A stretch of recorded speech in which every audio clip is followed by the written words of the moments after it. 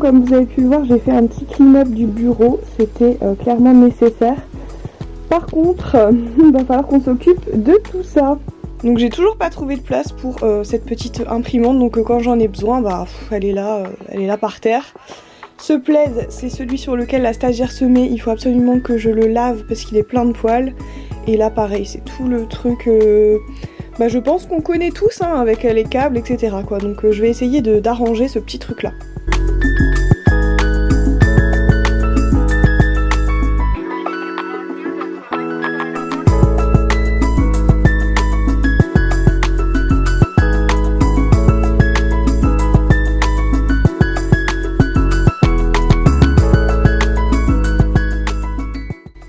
Je suis dégoûtée, j'ai cette lampe au sel, je sais plus comment on dit ça, au sel de l'Himalaya, qui est trop belle, que j'avais reçue à Noël et je l'allume en fait de temps en temps, mais elle coule, c'est à dire que j'en sais rien, c'est le sel à mon avis qui coule et elle m'a fait des traces sur le meuble, je suis absolument ravie et c'est pas la première fois qu'elle me fait ça, donc malheureusement je pense que je vais devoir m'en séparer parce que c'est juste plus possible quoi, ça fait vraiment des catastrophes.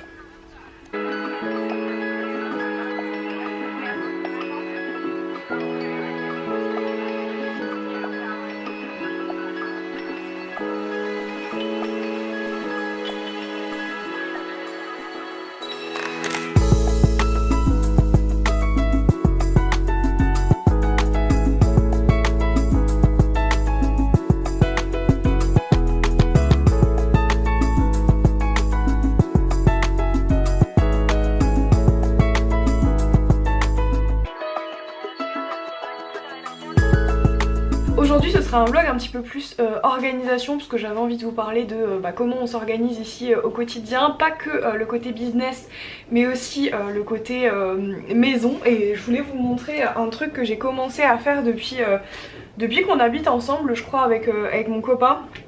En fait, étant donné que je travaille de la maison, on peut penser que c'est peut-être plus simple pour moi de faire à manger parce que j'ai pas le temps de trajet pour revenir. J'ai autant de temps que je veux le midi pour manger. Généralement je prends 1h30 à peu près, 1h30, 2h maximum. Donc on pourrait se dire que c'est plus facile, mais en fait c'est énormément de charge mentale pour moi le menu de la semaine. Vraiment j'aurais pas pensé, mais en fait c'est vraiment quelque chose qui me saoule.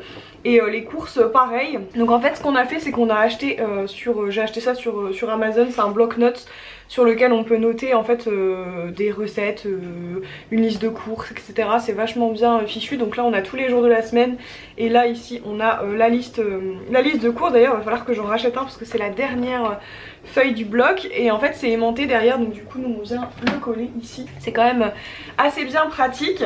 Donc du coup on a mis ça en place. Le week-end je fais le menu, donc tout le menu de la semaine, et ensuite je fais un drive qu'on va chercher le lundi matin. Donc là on est lundi matin, mon copain va aller chercher le drive en fin de matinée et c'est tellement plus pratique parce que voilà, tous les jours je sais ce que j'ai à faire à manger, je regarde mon petit menu et au moins on sait aussi qu'on achète uniquement par rapport à ce qu'on va consommer et on n'achète pas des trucs en plus. Donc voilà, je trouvais ça hyper intéressant. En tout cas je sais pas si il y en a déjà qui le font, mais je sais que des fois on a des copains qui viennent à la maison et qui nous disent ah c'est pas mal d'avoir fait ça, et qui eux aussi ont fait des menus par la suite. Donc je me suis dit que ça pouvait être intéressant. Là par exemple pour ce midi on va manger des restes parce qu'il nous reste des choses de la semaine dernière qu'on n'a pas mangé. Ce soir ce sera courgettes farcies. Il me reste au congélateur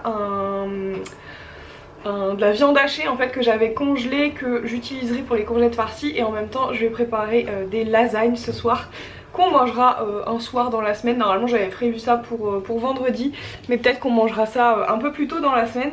Donc voilà pour la partie organisation, un petit peu maison, cuisine, etc. Côté organisation business, cette année c'était vraiment mise à jour des process, mise à jour des modèles d'email, etc. Donc c'est ce que j'ai fait en fait petit à petit cette année. Voilà, j'ai créé des nouveaux process. Donc un process c'est tout simplement une méthode en fait, un processus que je viens détailler, donc soit pour moi l'utiliser, ou alors soit pour les personnes qui travaillent avec moi. Donc je détaille tout ce qu'il faut faire. Et pour les modèles d'email, ça fonctionne exactement pareil. En fait, je viens créer des templates d'email que je vais pouvoir réutiliser pour envoyer des mails par exemple à des clients, pour envoyer des mails concernant un paiement qui a été rejeté, etc.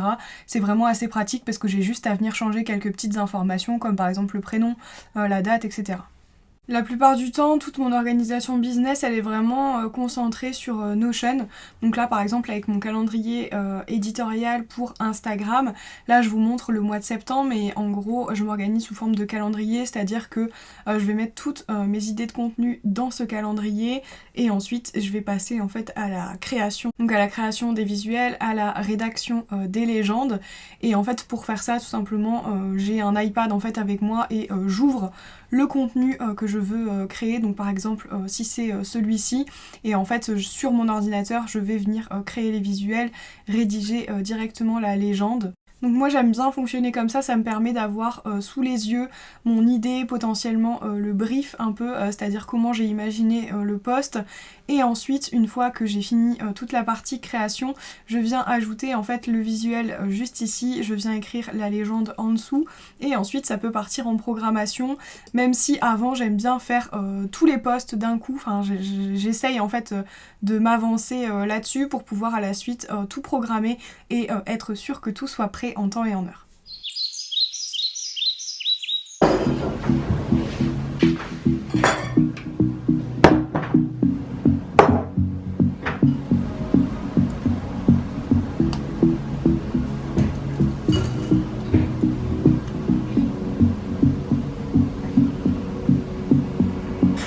All the same, how some things never change.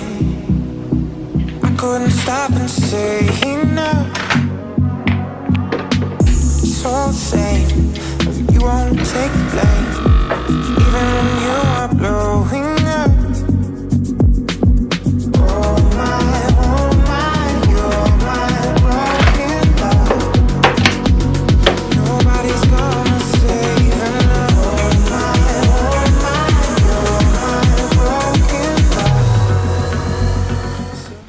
Hello, on est jeudi, je crois. On se retrouve dans la partie pas youtubesque ni instagrammable du tout de mon bureau. C'est-à-dire que je partage mon bureau avec un dressing et je sais même pas comment vous dire, une espèce de bibliothèque dans laquelle on range les papiers qui sont juste ici. Et toute cette partie là je ne vous la montre pas parce que c'est un bordel monstre. J'ai terriblement hâte d'avoir un bureau à moi, mais ce sera pas encore pour tout de suite. Et en parlant de bureau, j'ai envie de modifier en fait toutes ces petites choses là que vous voyez. C'est tout ce qui est papier, donc papier entreprise mais papier aussi perso, tout ce qui est administratif. Et en fait je trouve ça pas du tout pratique d'avoir ça là-dedans. J'aimerais bien avoir plutôt des, je sais pas comment dire ça, les trucs en plexiglas là qui ont des tiroirs en fait, et j'aimerais bien avoir ça, avoir plusieurs tiroirs, mettre des petites étiquettes, impôts, voitures, etc. et pouvoir en fait ouvrir le tiroir et avoir directement accès au papier. Pour ranger aussi, je trouve ça beaucoup plus pratique parce qu'en fait là j'ai une tonne de papier que j'ai consulté mais qui attendent d'être rangés dans leur pochette initiale. Enfin bref, je suis une catastrophe au niveau administratif et j'ai envie de me faciliter la tâche. Du coup je pense que je vais aller faire un petit tour à Cultura. J'ai vu qu'ils avaient des tiroirs comme ça qui sont pas en plexi mais qui sont en bois. Et je me dis pourquoi pas les repeindre, mettre moi-même une petite étiquette parce que ça coûte vite très cher ces trucs là. Je suis allée voir chez Bureau Vallée et à Top Office et ça coûtait extrêmement cher. C'était en plastique, c'était pas en plexi. Ça coûtait extrêmement cher mais genre à coût de 60 € pour 5 tiroirs. Je me suis dit no way. Donc du coup soit je vais prendre ceux de Cultura qui sont en bois que je vais un peu customiser moi-même. J'ai regardé aussi sur le site Muji et je crois que ça m'allait pas en termes de dimension parce qu'il faut que ce soit que les tiroirs puissent accueillir en fait une feuille A4 et je crois que sur Muji c'était un peu trop petit. Donc voilà, je suis en train de réfléchir un petit peu à tout ça mais en tout cas j'aimerais beaucoup aménager ce petit coin là pour que ce soit beaucoup plus pratique en termes de paperasse. Et vous verrez ce vlog de toute façon dans la semaine ou la semaine prochaine. Donc si vous avez des bons plans là-dessus de tiroirs soit en plexi, soit en bois, soit en plastique, peu importe, qui coûtent pas non plus un bras et 2 jambes, n'hésitez pas à me donner vos références dans les commentaires. Je trouve que c'est quand même beaucoup plus pratique que de fonctionner par pochette. En tout cas moi les pochettes ça me saoule, donc je vais aller faire un tour à Cultura et on va voir ça.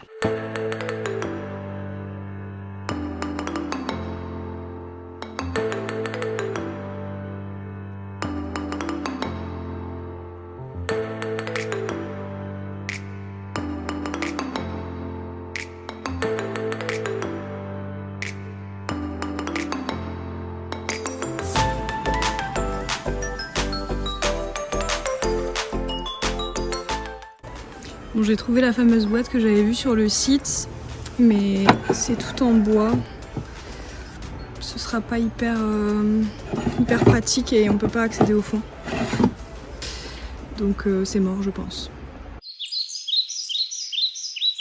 Hola, j'espère que vous allez bien. J'ai fait une grosse pause dans le vlog par rapport à ce que j'ai filmé précédemment parce que j'étais à fond dans ce que j'étais en train de faire et j'ai pas pensé forcément à reprendre ma caméra. Donc on a parlé un petit peu d'organisation parce que cette année c'était vraiment focus aussi sur la réorganisation vraiment globale de mon entreprise. Je pense que j'avais vraiment besoin de m'y retrouver et c'est pour ça que je vous ai montré toute la partie un peu process, les modèles d'email, les process, etc. C'est beaucoup plus pratique en fait d'avoir ce genre de choses. Ça permet de pas perdre de temps quand on a un email à envoyer, un email qu'on envoie assez régulièrement. Par exemple quand j'ai des clients en accompagnement pour leur envoyer leur livrable final avec le replay, etc. J'ai un modèle de mail en fait tout fait parce que sinon à chaque fois je dois m'amuser à... Enfin m'amuser, c'est un bien grand mot, mais je dois réécrire tout le mail et ça fait perdre quand même un petit peu de temps. Donc voilà, c'est toujours intéressant d'avoir ça et les process aussi pour les personnes qui travaillent avec moi pour que ce soit plus facile d'intégrer en fait la méthode. Ils ont un process à suivre et puis c'est beaucoup plus pratique. Bref, je suis en train de plancher un petit peu sur une nouvelle offre, une nouvelle petite formation en ligne. Ce sera une formation sur comment générer des idées de contenu, comment les concrétiser, comment les organiser, comment les recycler. Je sais que c'est quelque chose qui pose beaucoup de problèmes parce que... généralement voilà, on se retrouve devant son calendrier éditorial, devant une feuille blanche, devant une page blanche, en se disant Mamma mia, qu'est-ce que je vais bien pouvoir proposer comme contenu ce mois-ci.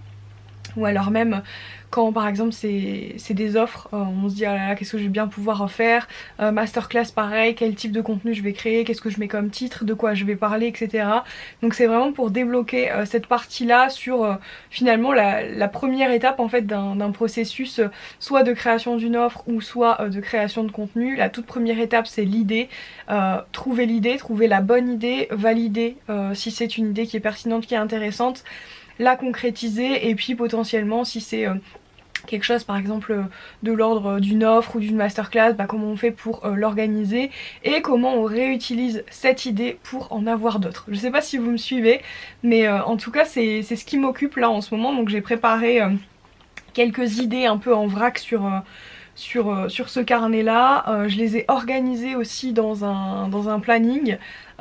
Voilà, avec les différents modules ce sera une toute petite offre. Et là je suis en train de mettre en place, alors ça va bouger un peu parce que la feuille est juste en dessous. Je suis en train de mettre directement sur papier, donc sur une grande feuille blanche. J'aime de plus en plus travailler en fait comme ça sur une feuille blanche. Je sais pas pourquoi, j'aime un peu moins travailler en digital quand il s'agit comme ça de réfléchir, de brainstormer sur quelque chose. Donc j'ai posé un petit peu le contexte de cette offre. C'est une offre voilà, qui sera en lancement très très court et qui sera proposée sous deux façons différentes, soit seule ou soit couplée avec une autre formation. Il y aura un événement de lancement qui sera en tout cas très certainement pour l'instant une masterclass, mais une masterclass un peu plus sous forme d'atelier. Et puis je suis en train de m'occuper aussi du rétro-planning parce qu'un lancement ça s'organise. C'est pas quelque chose que moi... sur lequel je prends énormément de plaisir pour être 100% honnête. Un lancement, moi ça me procure beaucoup de stress, puis je suis tout le temps dans l'attente de... Une fois que le lancement est en route, c'est-à-dire une fois que l'offre a été donnée au grand public, une fois que les gens sont au courant, que les mails ont été lancés, que la communication a été lancée, moi en fait je suis sans cesse dans l'attente. et ça me rend un peu zinzin parce que je suis tout le temps à regarder mon téléphone. Est-ce que y a quelqu'un qui a acheté, est-ce qu'il y a eu une vente, voilà, est-ce qu'il y a eu un commentaire, est-ce que ceci.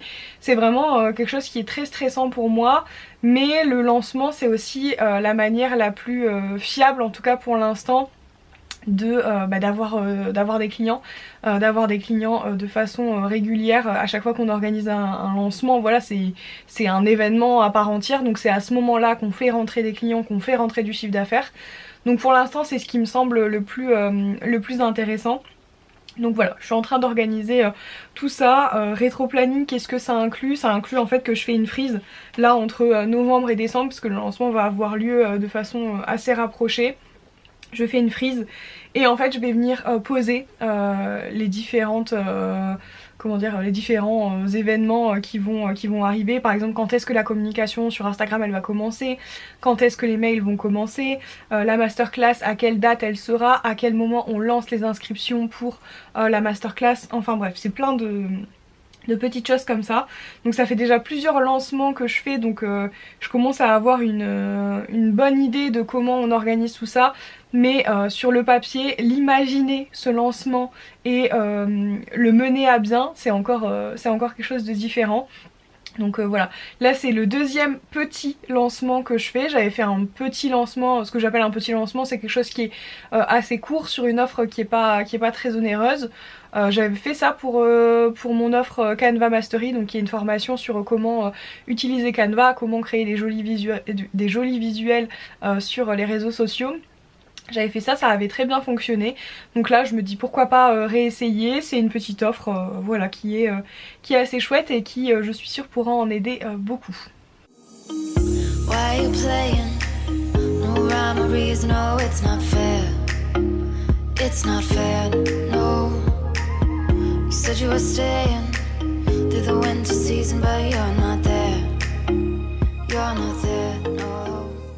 Alors de façon très brouillon, ça ressemble à ça, un peu ma petite frise.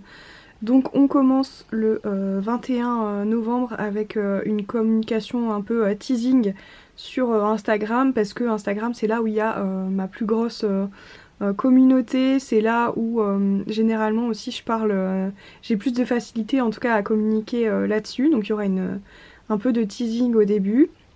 À partir du 23, on lance les inscriptions à la masterclass, donc ce sera 2 semaines avant, étant donné que la masterclass du coup qui est ici aura lieu le 7 décembre et le lancement commencera officiellement le 5, donc avec la com sur Instagram, la communication par email. Et ensuite ce sera très très court parce que les inscriptions vont durer du coup du 5 au 9, et à partir du 9 ce sera le dernier jour pour profiter d'une offre en bundle dont je ne vous en dis pas beaucoup plus, vous découvrirez ça au moment du lancement. Mais du coup voilà, c'est un petit peu pour connaître les dates, pour savoir ce que je dois préparer. Donc là je sais que pour la semaine du 21 jusque à peu près début décembre on va communiquer, mais de façon stratégique, pour faire un petit peu de teasing sur ce qui arrive, pour aborder aussi des thématiques un peu plus créatifs au niveau vraiment des contenus de façon très spécifique. À partir du 23 on lance les inscriptions à la masterclass, donc je sais qu'il va falloir que je crée des supports là-dessus, donc c'est-à-dire des posts Instagram, que je lance des emails par rapport à ça, que je crée aussi des stories pour Instagram, et que je fasse des rappels en fait assez souvent pour inscription à la masterclass. À savoir aussi que pour que les gens s'inscrivent à la masterclass, je vais devoir aussi créer une page sur mon site d'inscription avec le thème de la masterclass, la date, l'heure, les thématiques qui vont être abordées, enfin un petit plan de ce qui va être abordé. Donc voilà, ça c'est une chose de laquelle découle en fait beaucoup de petites tâches.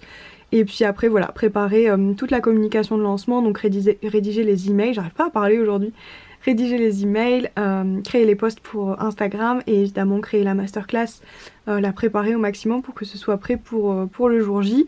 Et puis aussi faire toutes les automatisations qui sont nécessaires pour les paiements, pour ajouter les élèves dans la formation, etc. Donc voilà un petit peu très simplement et brièvement comment je fais mon petit plan, et ensuite je vais reporter ça je pense sur Notion pour y voir un petit peu plus clair. Je vous laisse sur ces petites décos de Noël que j'ai commencé à installer. Merci beaucoup d'avoir regardé ce vlog et puis à très bientôt.